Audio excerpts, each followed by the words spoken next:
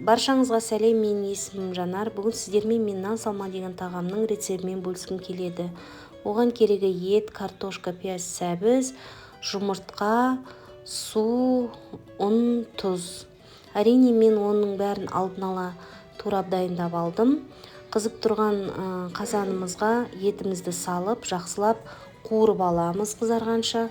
Дәміне қарай тұз саламыз. Оның бетіне пиязымыз бен сәбізіміз салып, жақсылап араластырып, қызарғанша қуырамыз. Картошкасын саламыз. Тағы да араластырамыз, жақсылап қуырамыз.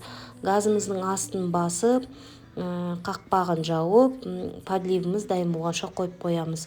Оған дейін подлив дайын болғанша қамырымызды бастырамыз. Ұнымызға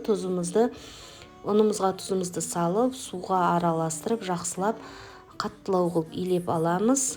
Қамырымыз дайын болғаннан кейін жазамыз. Жазған кезде жұқа қылып жаймаймыз.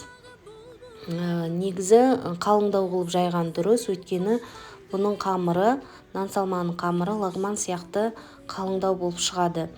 Жазылған қамырымызды ұзынша етіп кесіп аламыз. Сосын лапша кесетінмен өткізіп аламыз. Мінекей осынша ұзыншалау лагман сияқты лапша болып шығады.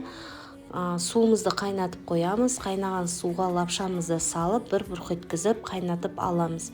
Міне қамырымыз дайын болды. Нан салмамыздың өте керемет, әдемі шықты. Подливіміз де дайын болды. Жақсылап подливімізді араластырып, қамырымыздың бетіне біркелкі етіп саламыз, майын құямыз. Жақсылап алып, бетіне туралған укроп петрушкамызды себеміз. Осылай дастарханға ұсынамыз. Осы рецептпен міндетті түрде дайындап көрсеңіздер болады. Өте дәмді, тойымды тағам. Барлықтарыңызға ұнайды деп ойлаймын. Сіздермен болған мен Жанар. Барлықтарыңызға ас болсын.